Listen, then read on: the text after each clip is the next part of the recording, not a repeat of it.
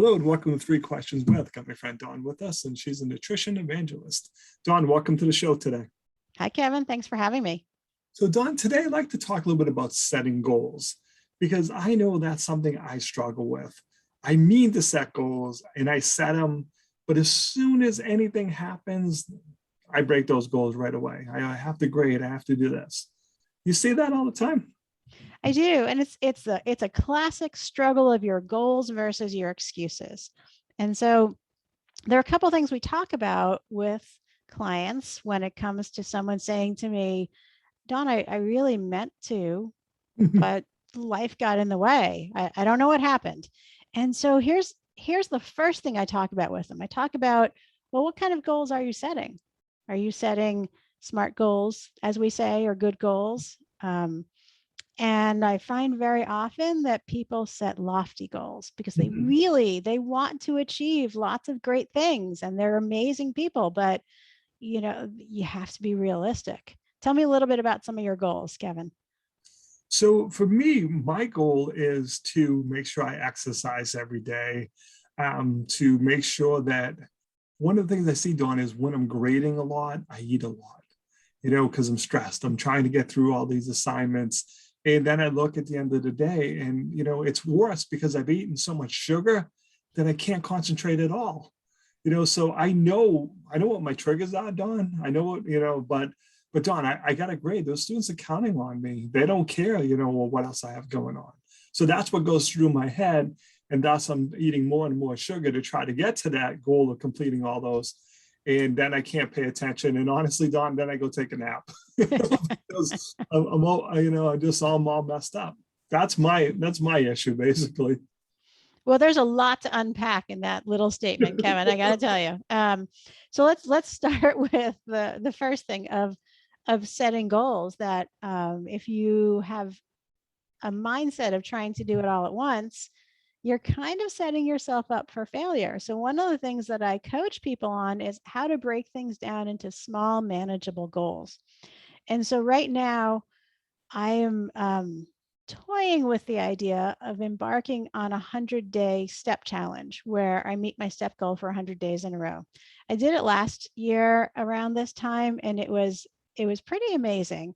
There were some days it was really difficult. And so, my mind, of course, is now saying, well, Dawn, you did this last year, you could do it. And then the other side of my mind is saying, well, but it was difficult. Why would you do it again? And so what I said to myself was, because I have these great conversations with myself all the time, I said, all right, we're going to start. We've got a week already. We're going to start with 30 days. Don't put the pressure on to do 100. Let's do 30. And then you take it from there. So my counsel to my clients is break things down into manageable chunks. Now, and that first breakdown is probably also going to be too big. So break it down again into something that seems so ridiculously simple that you can do that with your eyes closed. So maybe I'm going to grade one test and not have any snacks during this half hour. Would that seem like ridiculously simple to you? Sure, of course it would be. Yeah, right. And that's where you start. You start with something that is so ridiculously simple that you're virtually guaranteed to be successful. And what happens when you feel successful? Then I go celebrate and have a snack. All right, that wasn't the answer we were looking for. We're going to talk about non-food based celebrations on another time. But I was thinking when you feel successful, you're motivated to do more of the same. Absolutely. And like I said, we grabbed the next test, but I couldn't resist. So no, I appreciate it. And the truth is most people would do the same. Yes. So you've given me a great topic for next time. And so the next thing is about overcoming some of those excuses, right? Oh man, I've got all of these tests to grade. I don't have the time to do it. Oh, but I got to go do, or I've got to, and I don't really wanna. And it cycles right back to the same thing. If you can break it down into this tiniest little thing that's so simple, it's ridiculous, then you can just do that and check it off and move on. Yeah, it makes perfect sense. But let's talk about how this impacts our eating. Because one of the things I know, Dawn, is I'm an emotional eater. When I get stressed, I eat. When I'm happy, I eat. But that's just kind of what I do, like, oh, hey, I made it through, all those exams today that I wanted to. Now I want to celebrate. I want pizza. Absolutely. Instead of like, okay, let's have something healthy to celebrate. I don't celebrate with healthy food. Well, hey, in a lot of ways, there's nothing wrong with pizza, right? It's like people say, hey, Don, can I have wine? Absolutely. You can have a glass of wine, not a bottle of wine or two, right? Right. So you can have pizza, not an entire pie. Yeah. Right. So we're looking about things in perspective, and that's really important. We're all emotional eaters. I tell about how I grew up in a household where it was meat and potatoes, and we celebrated, we mourned with food. You don't go to someone's house without bringing food. It was everywhere all the time. And so we go back to the same thing about setting goals. What's the key to being successful with a goal? Well, you planned a little bit.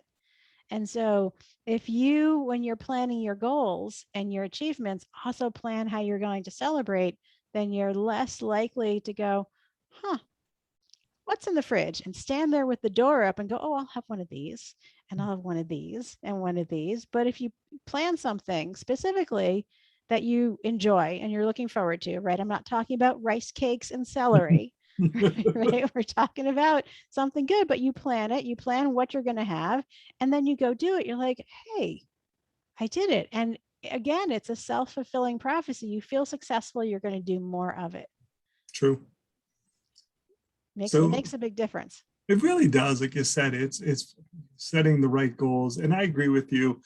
I have friends that, they eat like I do, Don. And, and they're like, hey, Kev, you know what? For the next 30 days, I'm not going to have any sugar. And I just burst out laughing. I'm like, Don, come on, you eat like I do. There's no way you're going to go cold turkey or not have any sugar. Can you get your Mountain Dew addiction from 6 to 4 cans today? Can you do that? But to sit there and say, I'm never going to have another Mountain Dew when you're having 5 or 6 a day, I agree. You're setting yourself up for failure, and then you're going to just go drink more because you're sad. Absolutely. Right? Absolutely. It's all about 1% at a time, making small measurable steps. Because gosh, if we take those 1 steps at a time, think about how far we'll be a year from now. Yep.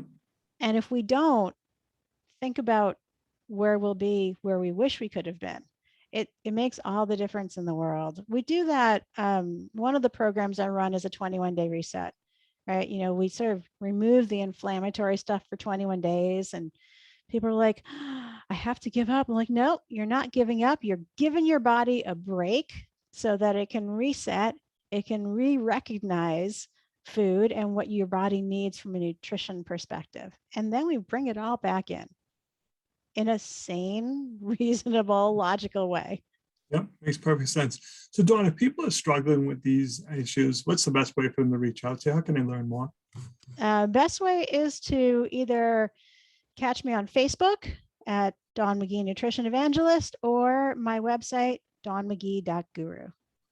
Dawn, I really appreciate you taking a couple minutes to come on the show. And as always, thanks for being my friend.